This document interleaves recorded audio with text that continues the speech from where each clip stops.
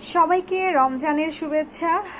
আমি একদম লাস্ট মোমেন্টে আমাদের আজকে বাজার আনা হয়েছে, তো এগুলো গুছানোর পরে হচ্ছে আমি সেহরিটা কি কি রান্না করব সেটা আপনাদের সাথে দেখাবো। আর এখানে পাবদা মাছ, ফারাজের জন্য চিংড়ি মাছ, রুই মাছ আর চিকেন।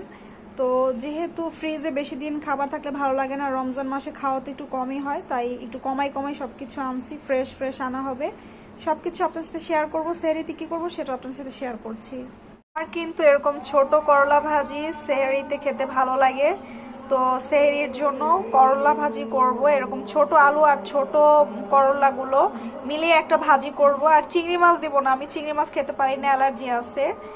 তো কি কি করছি আপনাদের সাথে শেয়ার করব।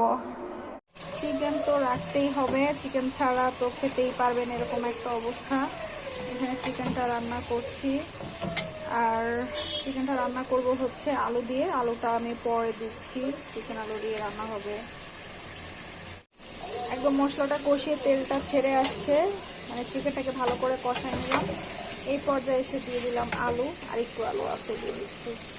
আর আমি চিকেনে গরম পানি দেব, আমি গরম পানি বসাই রাখছি একটা সাইডে।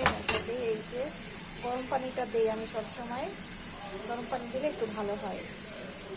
এখানে চিকেনটা রান্না হচ্ছে, আর এই সাইডে এই যে করলাটা বেশি করে আলু দিয়ে ভাজি করলে করলাটা খেতে অনেক মজার হবে। আর আজকের করলায় আমি রসুনও দিয়েছি, কারণ এটা হচ্ছে আমার ভাই বউ বলেছে এই করলা ভাজিটা খুবই মজার হয়। আর দেখুন মানে এরকম পয়সার মতো করে কেটে দিচ্ছি, এই জন্য কিন্তু দেখতেও ভালো হয়েছে।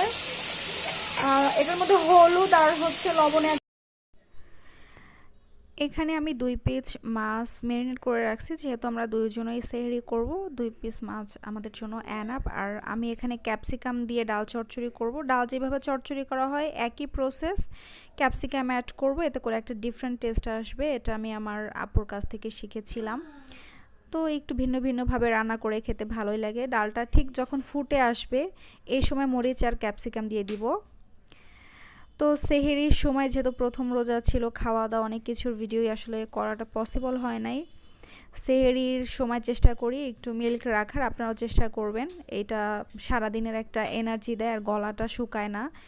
তো আমি এই জিনিসটা সবসময়ই রোজায় চেষ্টা করি একটু আমাদের সেহরিতে মিল্ক রাখার। আর এটা হচ্ছে আমরা সবসময় খাই, আবার আমার শ্বশুরও আমাদেরকে সবসময় বলতেন যে সবসময় দুধ খাবা, কিছু খাও আর না খাও।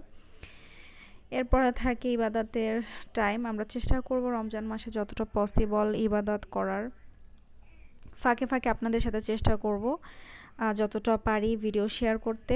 আর ইবাদতের ভিডিও আসলে শেয়ার করা হয় না, মানুষ মনে করে যে রোজার দিনে শুধু খাওয়া দাওয়াই করছি, রান্না বান্নাই করছি, ইবাদত করছি, এরকম না। সব কিছু আসলে ভিডিও করা পসিবল হয় না।